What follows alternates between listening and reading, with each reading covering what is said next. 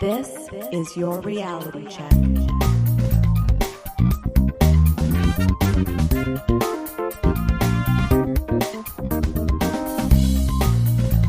Welcome to The Reality Check, the weekly Canadian show that explores a wide range of controversies and curiosities using science and critical thinking.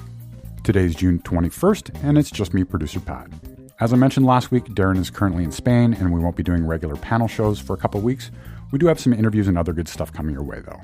Today we've got two segments that were supposed to be part of last week's show. Since both are related to recent headlines, we thought we'd record them solo. First, Adam talks about some recent news related to the Loch Ness Monster, and then Cristina looks at the supposed Drake curse. Lastly, to close out the show, I thought I'd share a segment from a side project some of the TRC crew do with our friend Dr. Stuart Robbins called 5 Minutes with an Astronomer. On this particular episode, we had Ed Robertson on the show.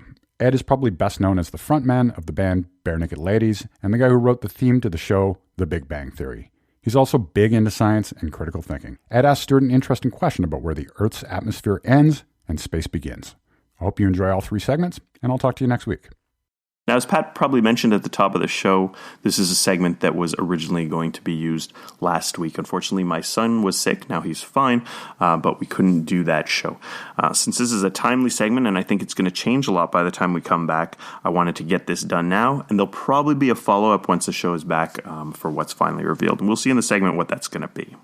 Now, I came across a headline on the internet last week on Fox News, which read, "Loch Ness Monster might be real, according to new scientific study." Here we go again. Now, we first discussed the Loch Ness Monster back in 2014 in episode 294. More recently, Darren discussed the topic on episode 545 just last month. So much to say, there is almost certainly no monster in Loch Ness, a lake or loch in Scotland. As digital cameras and cell phones become more common, we see less sightings and photos of the monster. So what's this news about Loch Ness? Well, it isn't much. The Fox News article I mentioned, despite the headline, doesn't give that much in the meat of the article. The article describes researchers that are taking DNA samples from various points in the loch to catalog everything that's in there.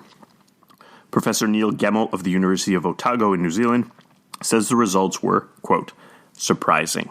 He said that he tested data against most main theories and said that one of them, quote, might be correct. Well, Neil, what the hell are we supposed to do with that? The full findings are to be released next month. Now, the publication of the original article was June 3rd, so it's probably going to be early July, so we'll probably have a fairly underwhelming response then. If they had something really exciting to publish, they probably would have told us right away.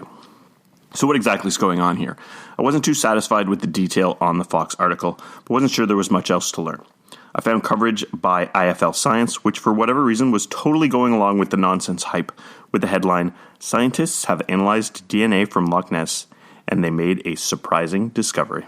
Again, they're just parroting what Neil Gemmell said, and it isn't saying much at all. They specify that they tested each of the main monster hypotheses, and 3 of them aren't right, and 1 might be. Well, what exactly does that mean without telling us what those theories are?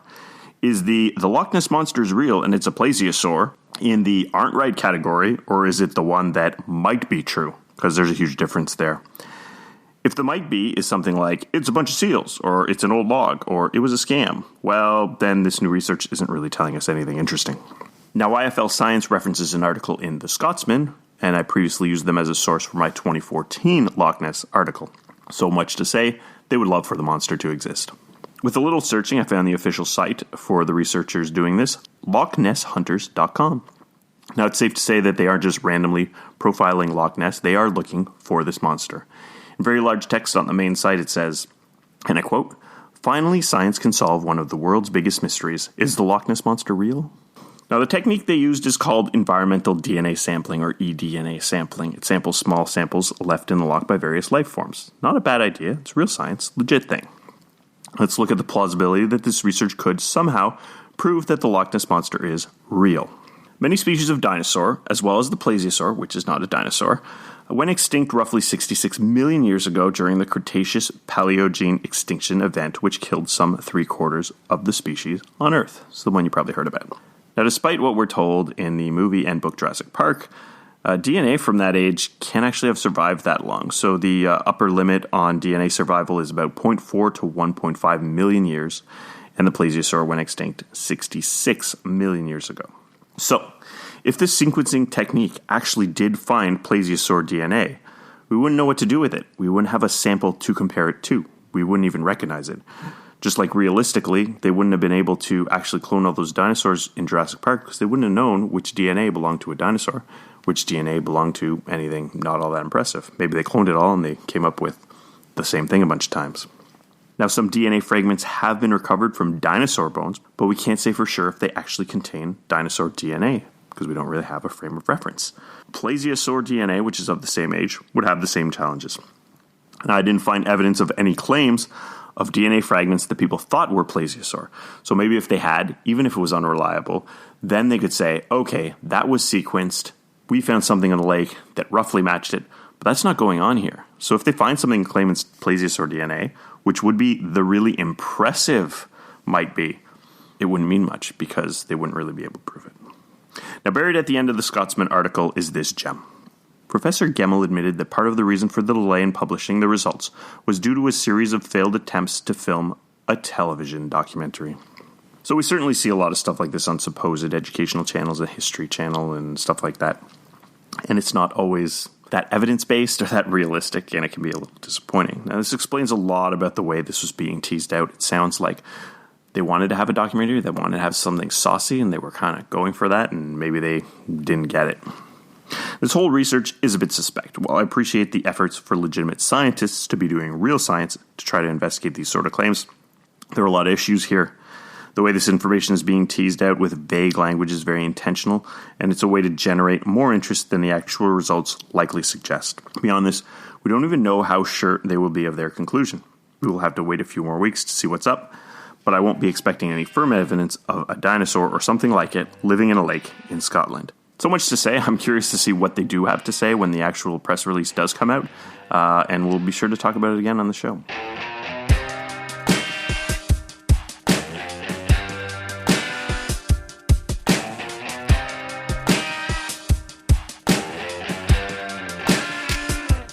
No, I am not referring to Frank Drake for all you astronomy fans. Talk about a Drake curse has been floating around the sports world and on the interwebs for a while. Now, since my beloved Toronto Raptors won the NBA Finals, the point almost seems moot, but here we go. This curse story reached peak Drake a few weeks ago, so I figured time to take it on. The reason it reached peak Drake is because a British boxer named Anthony Joshua, who was highly favored to win the heavyweight title fight earlier this month, posted a photo on socials of him with Drake, boasting that he'd be the one to break the Drake curse. He stunningly lost for the first time in his career. Now, the Drake curse is a serious thing, checkers. Drizzy, as we affectionately call the rapper, has been reportedly jinxing not just athletes, but entire sports teams for years. Here are a few headlines that I've come across. Quote, "What is the Drake curse? Why is it hitting the NBA?" Quote, "Is the Drake curse real? 5 times Drake's support has been a pox on sport."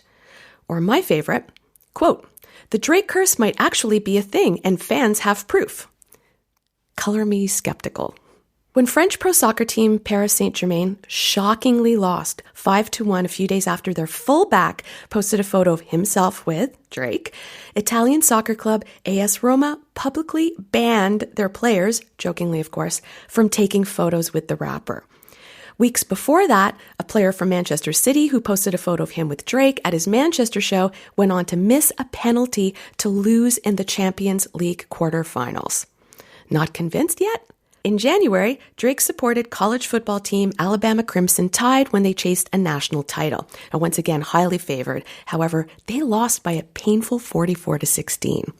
Now, Drake's also been blamed for losses by the Kentucky basketball team, the entire team, UFC fighter Conor McGregor, and tennis champion Serena Williams. Now, this seems to date back to when he became the Raptors' global ambassador in 2013. So, essentially, he's blamed for the team choking in big games in years past.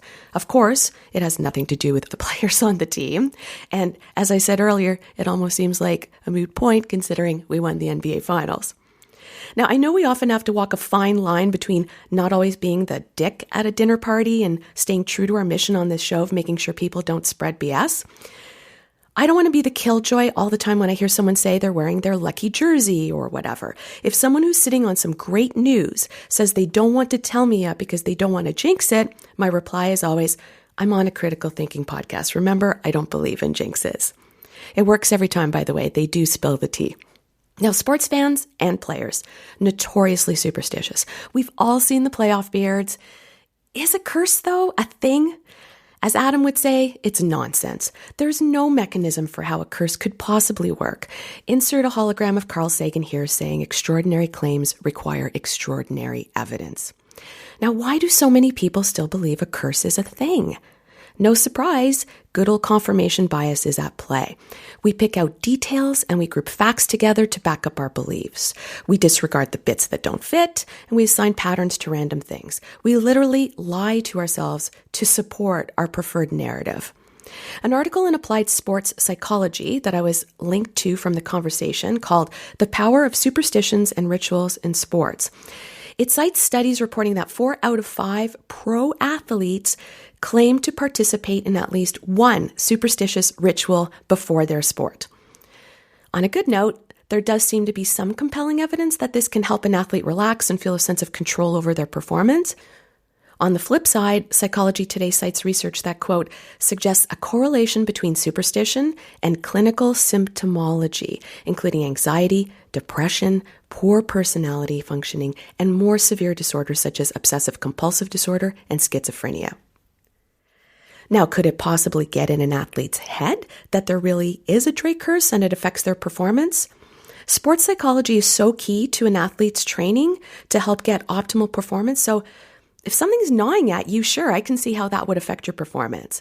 I concede to this. But to suggest that taking a photo with Drake, or anyone for that matter, would influence the outcome of a sporting event? This shit got me in my feelings.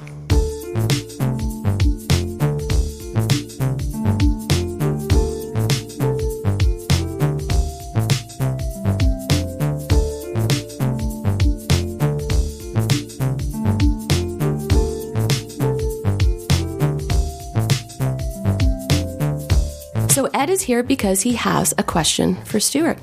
I do indeed. Okay, so I'm pals with Commander Chris Hadfield. And no name dropping here. Yeah. Follow his many exploits on Instagram. And there was an image of the Earth and the moon being very much within the Earth's sphere of influence in terms of gravity. And I thought, wait a minute, have we not actually been to space yet? What are the limits of our atmosphere, and what would happen if we go outside of them? So you've asked 3 questions there. So let's see. I think we're going to blow past 5 minutes. So first off, yes, the moon is within Earth's gravity. In terms of... Well, that's why it stays there. It's gravitationally bound to Earth. So we can check that question off. The second question, what is space? That's more of a definitions thing that we actually have some international agreements on, because when Russia and the United States were trying to set records, they had to have some sort of agreement as to what defines space to say, well, we got to space first, we sent the first dog to space, whatever. There are various different definitions. I think the generally accepted one is when you're above about 60 miles, or in Canadian, I guess that's about 100 kilometers or so. That's very roughly when you have entered quote-unquote space. But in terms of an atmosphere, that gets a little bit more definitional. I mean, we can actually take measurements and answer your question, and things behave differently when you get really high up. So I'm going to ask a critical thinking question for the guests, as well as the panelists, as well as the listening audience. What is a gas? What is a gas? Monty Python. I mean, those guys are a gas. They're a gas. They are a gas. Okay, so I would say a gas is one of the 3 major states of matter: solid, liquid, gas. Okay, so that's definitional. What defines a gas? When you think of a gas, how would you define it to someone when you're trying to separate it from a solid or a liquid? I would say that a gas is a low-density substance that can exist in a volumetric space. So I would agree with the original definition. I would add plasma as a fourth state. But the only way I could think of to define a gas is to say it's not a solid and it's not a liquid and it's not plasma. Right. Okay. So we normally think of gases as something that's characterized by it fills its container, which a liquid also does, as well as a cat. That's a separate issue. It's a cat, a liquid, or a solid. There was actually a paper about that. But what separates really a gas from a liquid is that it has no set shape or volume, whereas a liquid, usually incompressible, which is why they're good as brake fluid, but gases are very compressible, and so they have no set volume. That means that when they're not under any pressure, they can expand pretty much as they want. And that's when we get into the question of what's an atmosphere versus what's an exosphere, which is not a question you asked, but I'm going to ask that and then answer it. So an atmosphere is where gases behave like a gas, where they interact, where the molecules that make up the gas interact with each other really, really frequently. When you get into something that we call an exosphere, that's where the separation between each individual molecule that makes up the gas is so large that they no longer interact very often at all. And because of that, they no longer behave really like we think of a gas behaving. So in that sense, Earth's atmosphere peters at roughly 500 to 1,000 kilometers, or in American, that's 300 to 600 miles. It varies considerably depending upon if there's a volcano going off on Earth, or the topography of the underlying location on Earth, or the solar wind at that time of the day, or whatever. So it varies considerably, but that's a rough rule of thumb. Beyond that, we get to the exosphere. And the exosphere is, again, where the individual molecules are so far apart that they really don't behave as gas-like as we normally think of a gas behaving. In that sense, the exosphere of Earth does extend about halfway to the moon. It doesn't extend any farther than that. And we define this upper limit as where the pressure from solar radiation exceeds the force of gravity holding onto those gases. This is where the sun's light can effectively strip those gas molecules away because it is stronger than the force of gravity holding them to Earth. So in that sense, the exosphere of Earth does not extend to the moon, but it does extend a pretty long way, about halfway there. With that said, there are exospheres all over the solar system. So Mercury has an exosphere, the moon has an exosphere, the Galilean satellites, these large moons of Jupiter, have exospheres. So this is, again, where there is some gas there, but it's not gravitationally bound to the surface. And when I say that the moon has an exosphere, the actual amount of gas is less than the amount of gas expelled by the Apollo rocket engines when they were there. So the Apollo engines more than doubled the amount of gas around the moon. But then, of course, it was stripped away from the sun's light pretty soon afterwards. So we have an ongoing, raging battle between weak, distant forces. How does this affect the fact that I'm a Scorpio? Well, in that stinging question, I think we should move on. It's all seriousness. Does that answer your question? It does, absolutely. It's just very interesting to ponder to me, and I know it's a gradient. There isn't a membrane.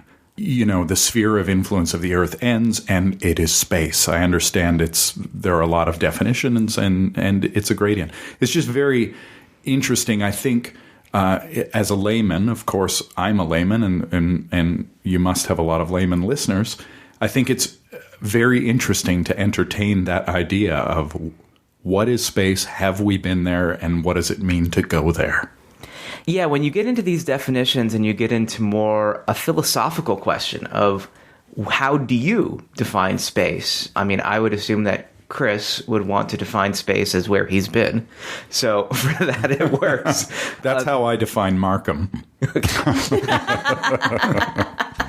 So, yeah, when you get into these philosophical questions versus definitional questions versus physics questions, there are some answers, but some you have to just sort of make up for whatever fits your idea of what you want it to mean. For show notes or to discuss this episode, visit our Facebook page and website at trcpodcast.com.